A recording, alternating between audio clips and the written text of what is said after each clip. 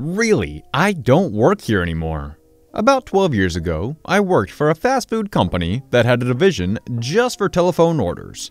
I was a desk jockey who had to listen to some of the biggest creeps you can imagine, and some of the sweetest people as well. Biggest drawback was having to work until 2 a.m., 2 shifts out of 5, where the scheduler was a total power-mad knob. If she didn't like you, your 2 a.m. closes were scheduled on your 2nd and 4th shifts, with a 9 a.m. start after each. Otherwise, you were scheduled at 11 a.m. 9 a.m. starts means you clean the lunchroom and dumped everyone's garbage from their desks. Not a big deal, but finished at 2 a.m. Take bus home, get some sleep, take bus back to start at 9 a.m. It was pretty rough for some people. I was only getting 4 hours sleep on those turnaround days. Anyway, 7 to 8 months in, and I find another job. I give verbal notice to my immediate supervisor. I give written notice to the office manager. In my written notice, I detailed my reasons why I was leaving. First was the abuse from the scheduler. Since our office was 7 days a week, and there was a staff of 80 order takers, there was no reason to mess with people like Chantal did. I ended the letter explaining that I start the new job on X date. That Y date is my final date with the employer. 5-day gap, so I can have a small vacation. Last day come. Office manager asked me into her office for my exit interview. Things go well. She clarified that I have ended with them 5 days before I start my new job.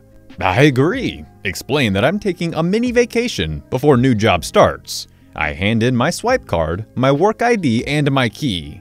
I get her to sign a receipt that I turn them in, and she accepts them.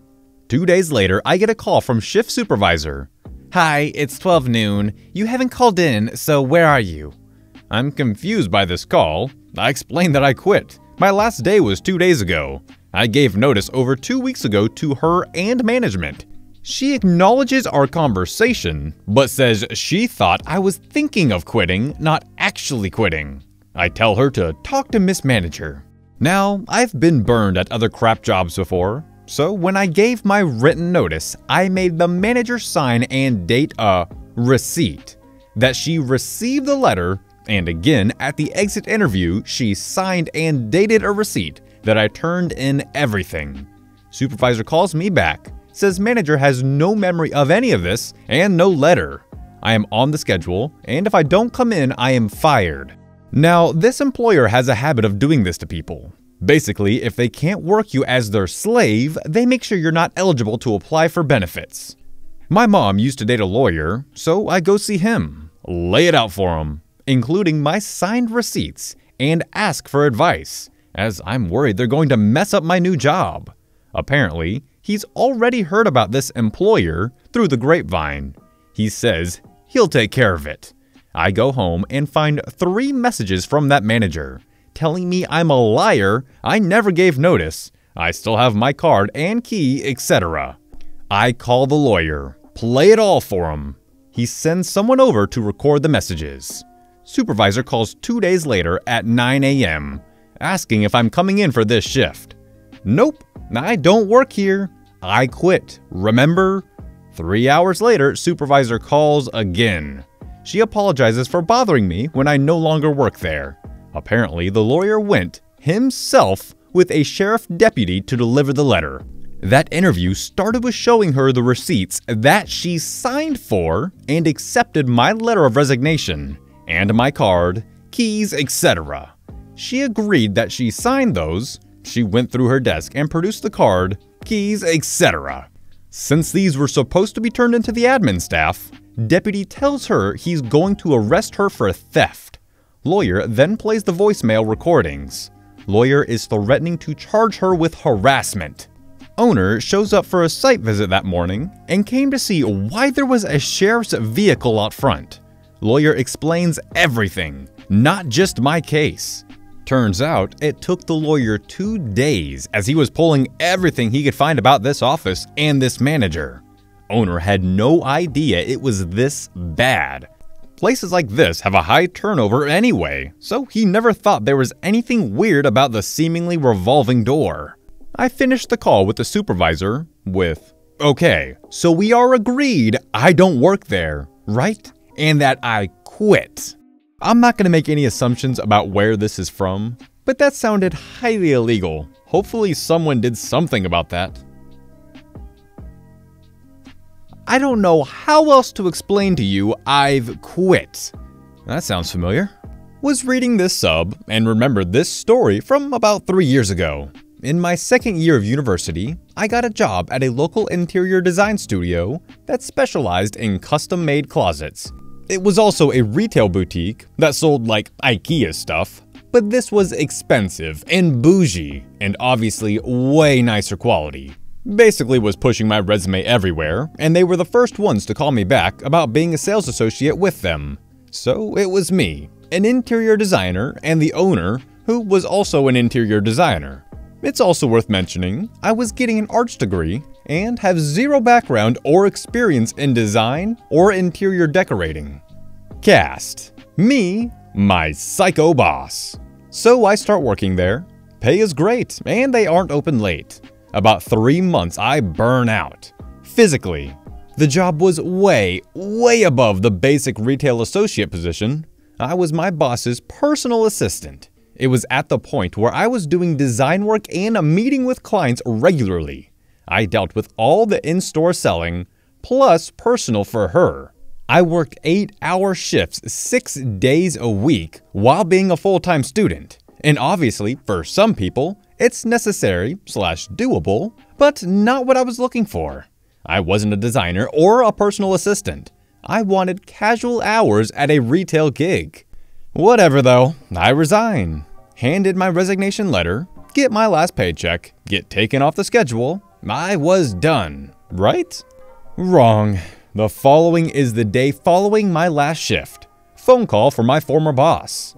My boss: "Hi, I just got into the store. Why aren't you here?" Me: yesterday was my last shift, remember?" My boss: "Well, I thought you'd still be here this morning. Why haven't you scheduled the XYZ consultations, or done ABC, or unpacked the last shipment of stock?" Me: "I only did those things when I was working for you." My boss, not comprehending: "Okay, well, could you please schedule those consultations and drop off some samples to the locations? Ooh, if you could also do some measurements while you're there." Me: I literally handed you my resignation and told you why I was quitting." My boss: "I know, but you still need to do those things for me until we find a replacement."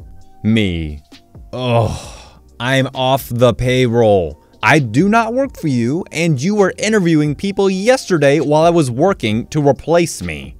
Boss: "This is really unprofessional. You can't get away with this kind of behavior in this business." Me: "I explained to you why I quit. I'm not at all qualified to do the job you have tasked me with, and I'm not looking for this heavy a workload right now. Again, I explained this to you. Moreover, I do not want to work in this business." My boss: "This is unacceptable. The girl we hired won't be able to be trained for a while. Until she can take over, you are obligated to continue to help me." I just hung up. She called multiple times and I just ignored. She kept emailing me and I emailed back, outlining step by step how/why I was no longer her employee and was not obligated to continue working. She wasn't having it, so I ended up blocking her email/number. She even called my parents' house a few times, where I was living, until we blocked her. Okay, let me get this straight. You're asking for someone to come in, she's not on the payroll, so you're not going to pay her, someone to come in free of charge and do all your work for you. Lady, you are skirting the line of slavery. I do not feel comfortable with that. EM wonders why a passenger won't serve her. Cross post from my entitled parents post. So this is my friend's story, not mine. He told me this story, and I asked if I could tell it on Reddit. For simplicity, the only acronym I will use is EM, since they are well known, all other characters will get names. I will also be telling it like my friend is telling it. So, ironically, them trying to make this cast list less confusing, it became more confusing. So I'm going to read it off as it is, not as it's written. There's EM, there's the flight attendant friend, John, there's the higher-up worker, Piper, and there's the officer. There's also a Sam character, but they're only mentioned. Alright, let's continue. So, I work for an airline as a flight attendant. However, I was heading to a friend's wedding in Hawaii, so I wasn't working that week. I decided I was going to fly the airline I worked for since I knew how it worked and trusted it. So, I got on the plane. No problem, we took off. A little after takeoff, I noticed someone I recognize. That person turns out to be John. I was recently working on a flight with John. I see John, John sees me, and a conversation starts. We talk about our lives outside of a plane and whatnot. Suddenly, EM appears. Now, at first she wasn't rude, just kind of joining the conversation. Weird? Yes. Rude? Kinda. No. EM. Oh, how do you two know each other?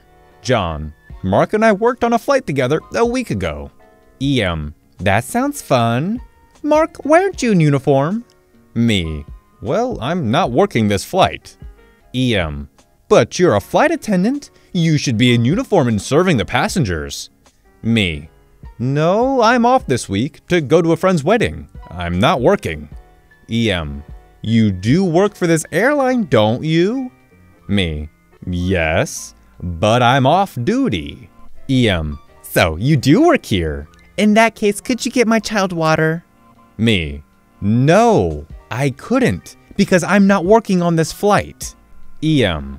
No, you're a flight attendant, you serve me. You're not in uniform and you're refusing to serve me? Once this plane lands, I'll have you arrested. Now, John left when she started repeating the same flawed logic.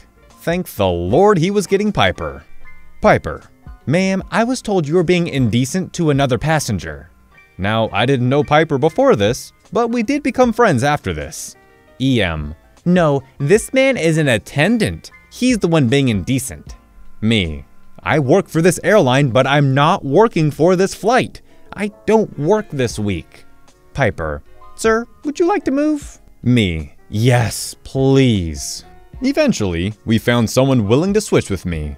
This person just happened to be EM's husband, who got separated due to late booking, I'm assuming. So I lived the rest of my flight in peace. You would think this was over, but it wasn't. After we landed, I got off the aircraft and was headed to the food court because I was hungry. Sam said he was running late because of traffic. No biggie. So I'm casually eating my sandwich when a police officer comes up to me. Officer. Sir, you need to come with me. Now I'm worried. I follow the officer through the airport to the security office, always stuffing my face with food. When I enter the office, I see EM with her hubby and child nowhere to be seen. Officer. We've been informed that you've been traveling overseas with no passport or visa of any sort. See, officer? He admitted it. He flew from America to Hawaii with no passport. Arrest him. So I realized she was angry at me for whatever reason and describing my appearance to an officer so they could find me. And she accused me of illegal immigration within my own country? The officer realized that she is literally an idiot and lets me go and has her stay. I exit the office and find my friend Sam, who arrives during this ordeal. Oh my god, what an idiot. How can you not realize Hawaii is part of our country? She's over here acting like he flew to, I don't know, Alaska or something. Alrighty guys, that's gonna wrap it up for today. I hope you enjoyed the video. And if you did and you're new around here, maybe consider subscribing. And if you really liked it, maybe give it a thumbs up and a share. Anyways, I'll see you in the next one. Peace out.